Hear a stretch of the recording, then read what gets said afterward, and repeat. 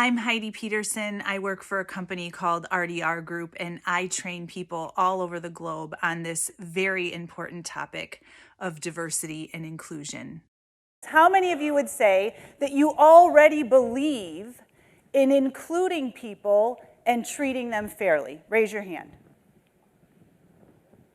All right, we're done. Thank you guys so much. It was great to meet you.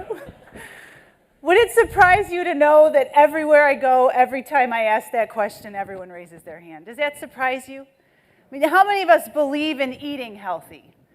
How many Southwestern egg rolls did you take when you were over at the table, right? Or believe in saving our money. It's one thing to believe in something, and it's another thing to practice it. I don't want to waste your time. I want to make this as practical for you as possible. I want to help all of you do something that I call best work. Do you think that there are people who hate their jobs, hate what they do? Do you think that there are people who love their jobs, can't wait to get out of bed in the morning and go to work? Now, you might be asking yourself, what does any of this have to do with diversity and inclusion? I think everything. Because in every organization, there are in-groups and there are out-groups. And sometimes how included you feel is what makes you want to do that best work. We would agree that there are some people that we just aren't particularly comfortable with. And usually that discomfort has to do with differences, something that is different about us from them. This is what we call a happy brain. It's completely lit up because it's filled with positive chemicals that your body naturally creates. When you get a ping on your cell phone and it's a text message from somebody that you care about, you get these hits of dopamine. You meet people where you will say things to them like, you light me up inside, because they just do something to your brain chemistry that makes you more comfortable, that makes you feel like you can open up to them, that puts a smile on your face. But the opposite can happen too. Look at this brain scan. You can see it's darkened. In fact, it's darkened in a very important part of the brain, the prefrontal cortex. There are people in your life that drain you. You know who they are. You've learned to reroute your way around the office just to avoid them because you don't want to get sucked into the vortex of their misery. But here's the neat thing about the way we're hardwired as people. We can influence a person's chemistry just by how we interact with them. And when you make somebody feel welcomed, it lights their brain up.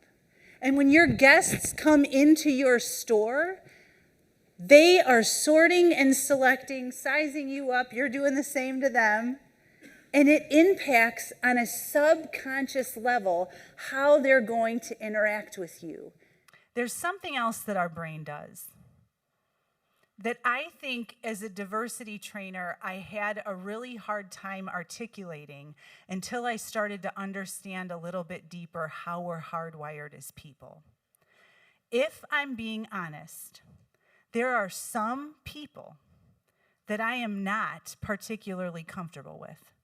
And I felt guilty even saying that out loud until I understood that our brains are hardwired for survival. Are any of you hunters in the room?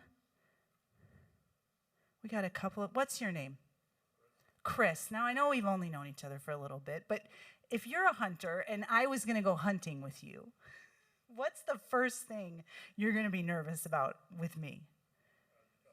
Me talking too much. He should be very worried about that. Here's why I want to use this analogy of hunting, because our ancestors' survival depended on being able to be with people who were like us in the woods or wherever we were for protection. So if Chris and I were a part of the same tribe and we had to go hunting for our food, and I mean, I don't know, is this what you do? I feel like this is, I would do that. And he'd be like, Heidi, right?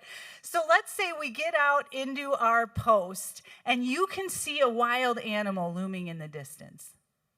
Now, you know, if Heidi starts talking, we're going to become somebody else's dinner, right? Or we might lose our opportunity to kill what we need to eat. This is how we're hardwired as people. If we are a part of the same group, I don't even have to be making eye contact with Chris. His adrenaline is going to start pumping. Does that happen when you're hunting? I would imagine that it does, right? Your stress response, if you look on page 26, that darkened brain actually helps you narrow your functions to be able to kill the animal. And I don't even have to be looking at you. And I feel that same physiological reaction to freeze or run from danger. Thank you, Chris. I appreciate your participation. The reason that this is so critical in 2022 is because we're not very evolved as humans, and we have the same kind of ways of responding when we're around people who are different from us. And so what we do is we get comfortable with people that we know, people who look like us, who grew up like we grew up, who speak our language. And what happens is when we're approached with somebody who's different from that we don't have a lot of familiarity or comfortability with, it actually subconsciously sets off alarm bells in our minds and in our bodies. We feel a difference. But the same is true of any identity group. If you didn't grow up around sisters and you had all brothers, then being around girls might be different for you, right? If you grew up in a Christian church and went away to school and your first college roommate was Jewish, suddenly you're learning about Jewish tradition. And when you start to create comfortability with just one person that you previously perceived as different or other, it changes your brain chemistry. It creates that comfortability. So what does this mean for you in your stores? That when you learn what the demographic is in your area, you want to be cognizant of the fact that you've got people on your staff that represent the people that are in the community coming into your stores. So the skill for this disconnect is networking. For those of you who like to go the extra mile, if you've got some time later on tonight, I would really encourage you to make a list of your 5 go-to people. And they can be your go-to people in life. They can be your go-to people at work. And then I want you to think about the differences that they bring to the table. So you're almost creating a profile for each one, right? My best friend Carly, she's a 39-year-old mom from St. Louis, African American. She is one of my go-to people in life. And you're going to do that with your 5 go-to people. Where you see the gaps is where you need to be intentional about networking with people who are different from you. And this is not a time for you to meet people who are different, for them to educate you about their differences. It's a time to build authentic relationship with them, to help you reach a bigger market. You see, when you network with folks who are different from you, then they're going to help you know how to connect to a wider scope of people, not just the people who are like you. And the more that you network with other people, the more aware you are of the different kinds of struggles that people have, the challenges that they face, the assumptions that people make, and it makes you more empathetic. It gives you that sensitivity. There are folks in your community who are underrepresented. And when you're part of that dominant group, you're not even thinking about the things that they're thinking about when they're coming into your store. I don't speak this language as well. What if I don't qualify for a loan? I don't have a credit card. What if I'm rejected, right? And these are things that folks think about. There are underrepresented groups and untapped markets that you have access to if you learn how to do some of these things. There's a story of an acrobat who took his tightrope and he flung it out over Niagara Falls, and he had a crowd watching him, and he said, "How many of you believe that I can take a wheelbarrow and walk across the falls and come back?" And the crowd cheered, we believe, we believe. And so he went out across the tightrope with his wheelbarrow, and he came back, and everybody applauded. He said, how many of you believe that I can put a person in the wheelbarrow and walk across the falls and come back? And the crowd cheered, we believe, we believe. He said, okay, you, get in. We don't believe anymore, right?